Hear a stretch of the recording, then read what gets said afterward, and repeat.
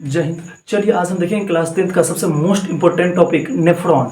आपको बता दें कि आपसे एग्जाम में पूछा जाएगा कि नेफ्रॉन का स्वच्छ और नामांकित चित्र बनाइए, है ना, या सचित्र वर्णन करें। तो देखिए किस तरह से इनको देखना है।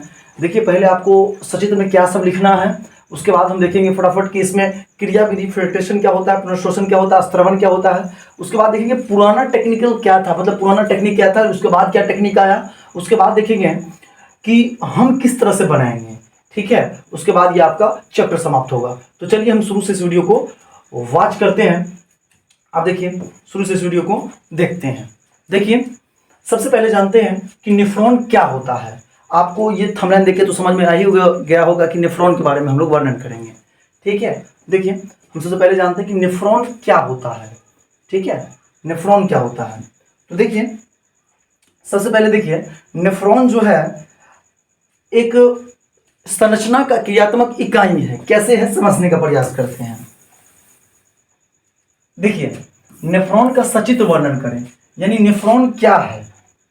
नेफ्रॉन क्या है, सबसे पहले देखिए नेफ्रॉन क्या है। तो नेफ्रॉन जो है विक्र के संरचनात्मक एवं क्रियात्मक इकाई को नेफ्रॉन या विक्राणु कहते हैं। नेफ्रॉन या विक्राणु कहते हैं, जो किडनी के उत्सर्जन में मदद करता है। इसके बिना उत्सर्जन संभव नहीं है। इसके बिना क्या है, उत्सर्जन संभव नहीं है। अच्छा इसका बनावट क्या होता है, आप एग्जाम में जो लिखिएगा तो एक बात बताइए, कैनके लिख के छोड़ दीजिएगा। 5 नंबर में पूछेगा जी तो कहीं बढ़िया से लिखिएगा ना, उसको कॉपी रिटेन स्किल अच्छा रहेगा आपका। देखिएगा कि अच्छा लिखल है, फिगरो बनाइल है, तो आपको क्या है पूर्ण का पूर्ण 5 का 5 नंबर मिल जाएगा, है ना। अहला कहते हैं। देखिए बनावट क्या होता है, एक किडनी में लगभग 10 लाख नेफ्रॉन होते हैं। इसका आकार प्याले की तरह होता है। इसमें रक्त कोशिकाओं का यानी रक्त कोशिकाओं को रोकने के लिए एक जल होता है। जब संग्रह नाली का अपशिष्ट पदार्थ जमा हो जाता है, यानी संग्रह नाली में क्या होता है, अपशिष्ट पदार्थ जमा हो जाता है, तो अधिरोही चाप के संकेत मिलने पर वह बाहर निकलता है। किसके संकेत मिलने पर, तो अधिरोही चाप के संकेत मिलने पर वो बाहर निकलता है। देखिए इस तरीका से थोड़ा सा और देखेंगे। देखिए आप इसमें पहले क्रिया विधि देख लीजिए इसका, ठीक है। क्रिया विधि क्या है, अब समझिए क्रिया विधि। देखिए क्रिया विधि जो है ना, अब इसमें क्रिया विधि यानी बनावट जो होता था ना, उस तरह से क्रिया विधि भी आता है। तो इसमें उत्सर्जन की क्रिया 3 चरणों में संपन्न होती है। कितना चरणों में, 3 चरणों में संपन्न होती है, जो क्या है निम्नलिखित है, जो निम्न है निम्नलिखित है। पहला फिल्ट्रेशन, है ना। फिल्ट्रेशन क्या होता है, यह एक छन्ना की तरह होता है जो शरीर से निकलने वाले अपशिष्ट पदार्थों को छानने का काम करते हैं, ताकि कोई आवश्यक पदार्थ शरीर से बाहर ना हो जाए। क्या ना हो जाए, बाहर ना हो जाए, यानी शरीर से बाहर हो जाए। जितने भी अपशिष्ट पदार्थ शरीर से क्या हो जाए, बाहर हो जाए, ठीक है। यहाँ पर थोड़ा सा गलत लिखा गया ताकि अपशिष्ट पदार्थ शरीर से बाहर हो सके, ठीक है। यहाँ पर थोड़ा सा गलत हो गया, यहाँ से ये वाला बाहर हो जाए, ठीक है, बाहर हो जाए। यहाँ पर आप ये थोड़ा नहीं लिखिएगा, बाहर हो जाए। अच्छा पुनर्शोषण क्या होता है, छानने के बाद उस पदार्थ में से आवश्यक तत्वों को पुनः ग्रहण कर लिया जाता है। छानने के बाद उस आवश्यक तत्वों को क्या करता है, पुनः ग्रहण कर लिया जाता है। जो आपका समाधि जो आपके लिए इंपोर्टेंट होता है उसको क्या करता है, दोबारा रख लिया जाता है वहां पर। एक बात समझिए।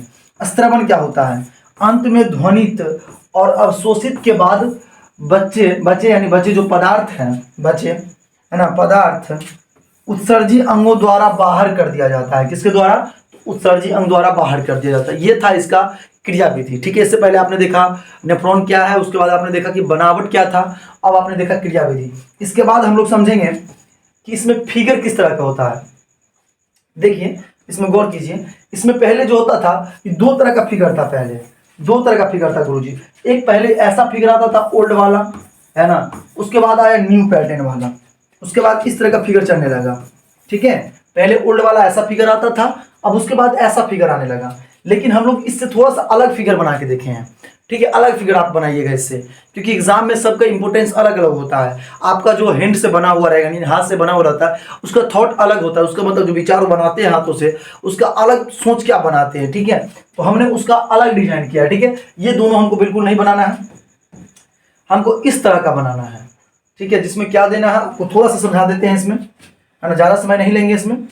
और क्या क्या है, अगर आपको दिख रहा है तो ठीक, नहीं दिख पा रहा है तो बता भी देते हैं आपको। हम इस तरह से इसका निर्माण करेंगे, ठीक है, ऐसे जो होता है ना, इस तरह से इसका निर्माण करेंगे।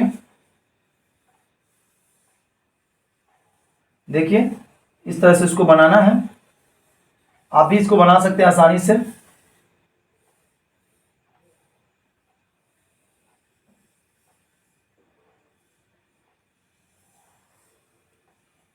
ठीक है, एक दो बार प्रैक्टिस कर लीजिएगा तो ये आपको बन जाएगा। ठीक है, एक दो बार प्रैक्टिस कर लीजिएगा तो आपसे ये बन जाएगा।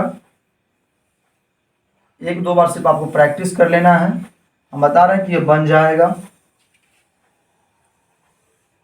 ठीक है, एक दो बार प्रैक्टिस करना है सिर्फ, उसके बाद ये आपका इस तरह से बना लीजिएगा।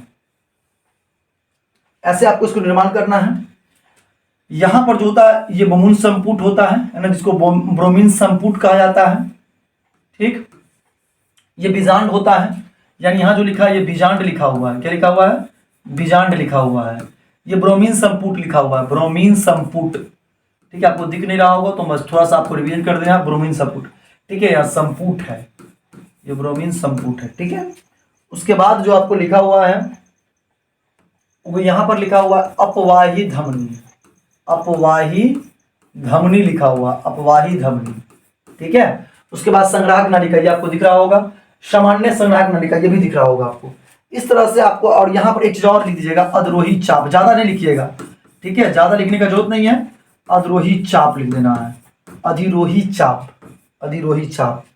ठीक है, यहां पर ये भी अधिरोही चाप है, ये भी अधिरोही चाप है। ये नलिका है, यानी नली है वो।